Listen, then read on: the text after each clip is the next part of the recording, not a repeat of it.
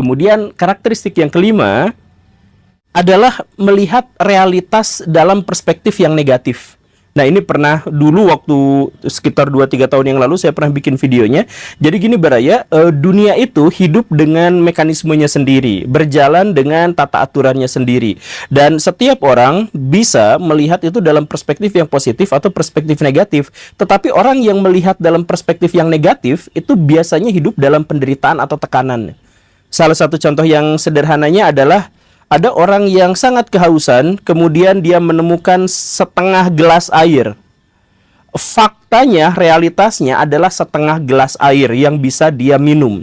Tapi orang yang optimistik dan hidupnya dalam kelapangan, dia akan mengatakan, Alhamdulillah masih ada setengah gelas. Sedangkan yang hidupnya dalam penderitaan akan mengatakan, ya tinggal setengah gelas gitu. Sama-sama setengah gelas, tapi yang satu mengatakan bahwa ini masih setengah gelas, yang satu lagi mengatakan bahwa tinggal setengah gelas gitu. Dan ini juga bisa kita lihat dari bagaimana dia melihat orang lain gitu.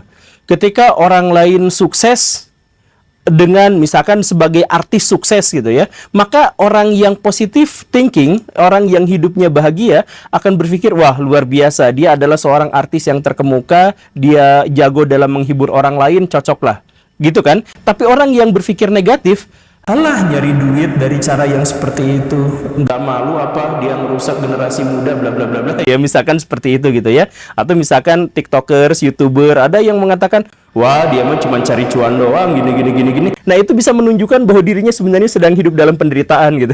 Kan misalkan yang lain yang positive thinking bisa berarti adalah dia ekspresi kebahagiaan. Dia akan melihat, wah YouTuber ini sukses ya, hebat. Saya mau lihat bagaimana saya bisa meniru kesuksesan dia. Kayaknya ini bisa jadi referensi nih, kayaknya ini bisa jadi inspirasi dan sebagainya. Jadi ada sesuatu, kemudian dia melihat dalam kacamata positif dan kacamata negatif, sebenarnya menunjukkan apa yang terjadi dalam dirinya.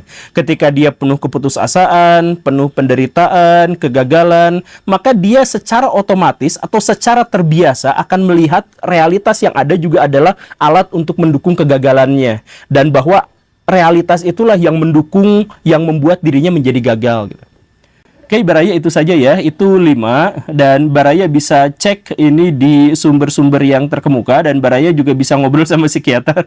Ya tentu saja sekali lagi ya, video ini bukan untuk membuat kita mengidentifikasi diri dan orang lain untuk bahagia atau tidak, tetapi silahkan pertimbangkan itu, kemudian Baraya cek sumbernya, cek tentang apakah saya memang seperti itu atau tidak. Terima kasih karena sudah menyimak, saya Guru Gembul, Assalamualaikum warahmatullahi wabarakatuh.